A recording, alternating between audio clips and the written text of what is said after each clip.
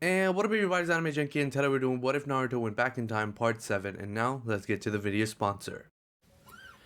もしも僕が今晩のカレーを残さず食べたならよかったのかな君はひどく顔をしかめてもう食べなくていいよって言ったんだっけな Okay guys, I am back. It feels really good to be back. Actually, I'm just lying. I've recorded this a long time ago. It's just that I'm making it look like that I'm back and I've been taking a break. I really miss uploading, so finally I can upload again, and it depends on you guys if my next video is gonna come out, or which is part 8 of this video. And the like goal for this video is 2,100 likes, and if you guys hit that like goal, the next video is gonna come out instantaneously. So if you want part 4, like this video. So you see, the like goals are much more productive now. Last time Menma secured the Three Tails and made a peace treaty with all the great nations. He also agreed to join the Chunin exams. Also, the Three-Tailed Beast is going to Karin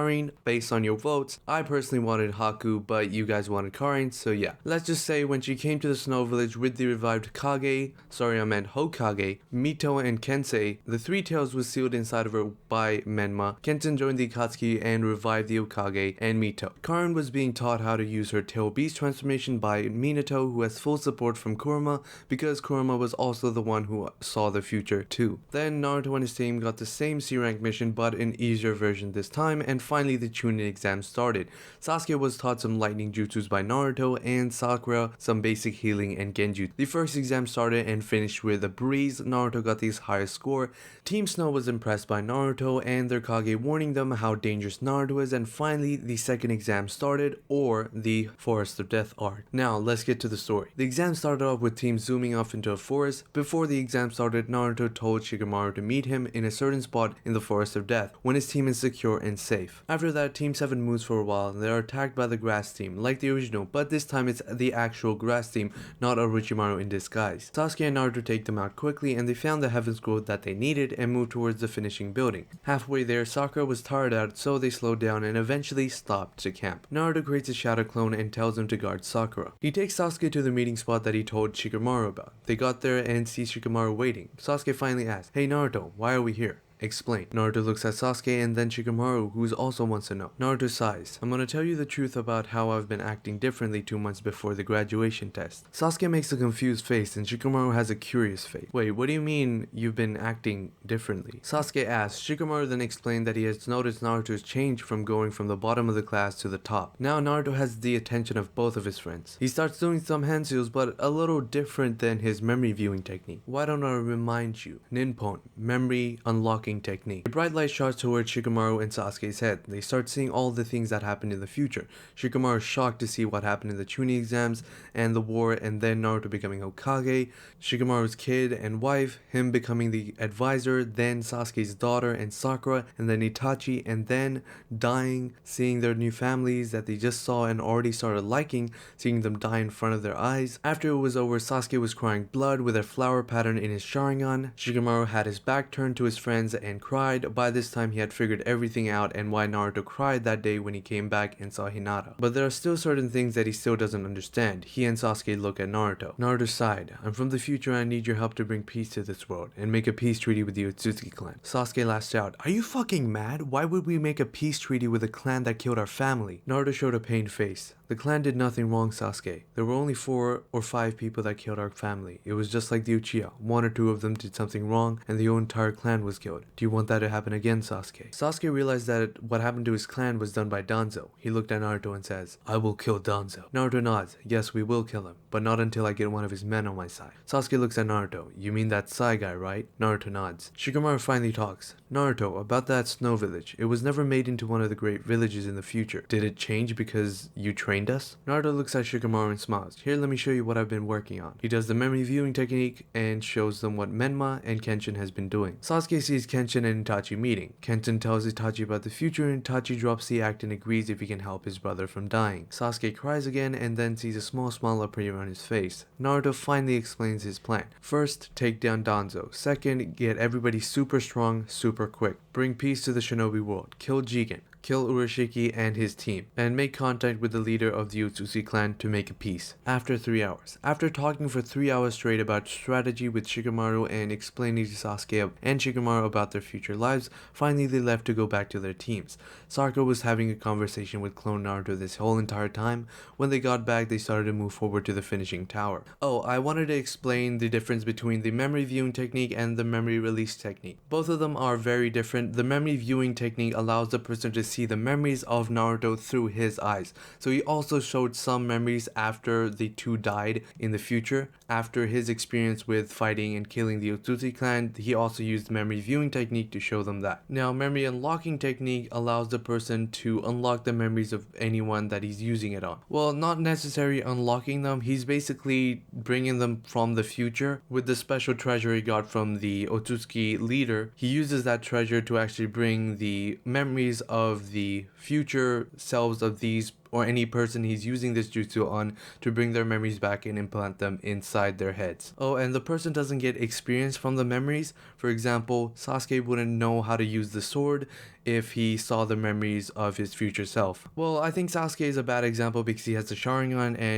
and if he just goes through his memories with his Sharingan, I'm pretty sure he's able to practice his sword skills easily. But for Shikamaru, who doesn't know how to do taijutsu or anything like his future self, he won't be able to replicate it. But he does have the memories of how he trained himself to get to that point. Oh, and it's their memories, not through the eyes of Naruto. So for example, if Naruto hasn't seen Shikamaru cry in his room because Asuma died, he hasn't seen that. So if he did the memory viewing technique, Shikamaru would miss out a great portion of his life. That is why he created the memory unlocking technique, which allows him to basically unlock the previous or the future memories of the person. After Team 7 got to the finishing line, they only had to wait for 1 day because a lot of the people were stronger. The first team to arrive was Team Snow and Team 7 with Menma. Menma and the Hokage were laughing in their office having tea. Their conversation started off with Menma being an Uzumaki and how he became one of the youngest Kage and the high degree of his village's technology. After some time, they enjoyed and joked around about the Make-Out Tactics series, and finally Hiruzen asked, "So, how is Orochimaru doing in your village?" Menma smiled. "He's doing fine. He's being very loyal and he's achieved immortality." Hiruzen shocked. "He reached his goal? How? Did you allow it? How could you let him experiment on others?" Menma tells Hiruzen to calm down. "Calm down, oh man. He isn't doing experiments on others. He achieved immortality by creating his own original body clones and switch between those bodies." Hiruzen calms down and asks, "So, did he find a place to belong?" Menma smiles. "Yes, he might actually have a wife pretty soon." Hiruzen spits out his drink. "What? I thought it was gay." Menma tries to hold in his laughter. No, Hiruzen. Did you just assume your student's sexuality?" Hiruzen calms down and turns to the window. He looks outside and smiles. He is really happy that his student has finally found a place to belong and a person to protect. Knock, knock. Hiruzen hears a knock on his door and tells them to come in. It's Anko, who tells them that the students are ready for the preliminary test. Flashback, Hiruzen's point of view. "I always wanted to meet the Yukikage of the fastest growing ninja village. We've talked to each other with scrolls, but it will be our first time meeting each other." The door opens and there was the most talented and the youngest Kage out there. I heard that he was Uzumaki, and judging by his red hair, that was true. We started to talk to each other and I eventually realized that I started to have a good time. If he was a part of the Leaf Village, I would have said he had the will of fire. Finally, I learned about Orochimaru and my student doing good and might even have a wife. I thought that snake was homosexual, but I'm very happy that he has a good life. End of Hiruzen's point of view. Now they found out about the preliminary matches, and here are the fights. Sasuke versus Grass Ninja, Sasuke wins. Taiyo versus Shino, Taiyo wins.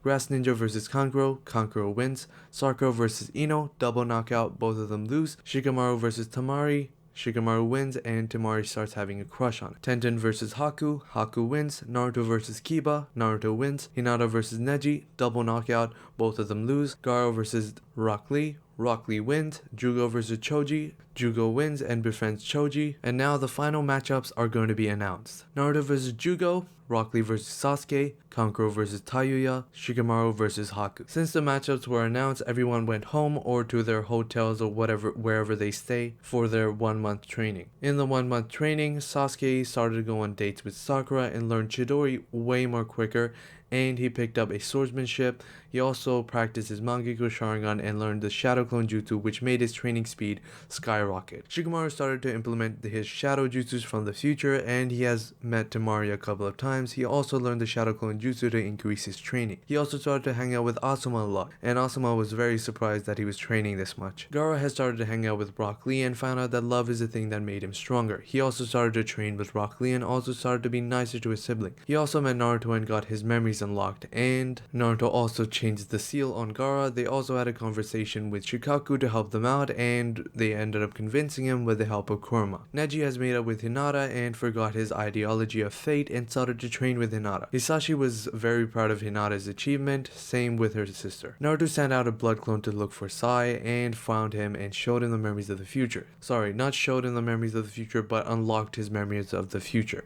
Sai agreed to save the future and started to work for Naruto. Sai also joined the meetings between Gaara, Shikamaru, Sasuke, and Naruto. Naruto made contact with Jiraiya and learned the summoning contract. He also is happy to hang out with Jiraiya and end up tricking Jiraiya to show him the Rasengan. He had made it look like he mastered it in 2 days. After 1 month of training and waiting for the finals to start, the first match, Jugo and Naruto, it was a taijutsu fight at first, and then Naruto used ninjutsu and Jugo started to use his nature transformation state, and everybody could feel the power off of them. Naruto stood there and went into his sage mode state. They started to fight, and everybody, when they saw Jugo's transformation, they thought Naruto was done for, but they were shocked to see Jugo unconscious on the ground and Naruto sitting on his body reading a book. Hiruzen was shocked. He didn't even see Naruto move, which means he's stronger than him and at a high Kage level. Menma, who was sitting next to him, said, "Oh, it looks like we have a Kage level shinobi," and by the looks of his movements, he went easy on Jugo. Hiruzen is shocked by 2 reasons. This kid next to him said he was able to track his movements and casually at that.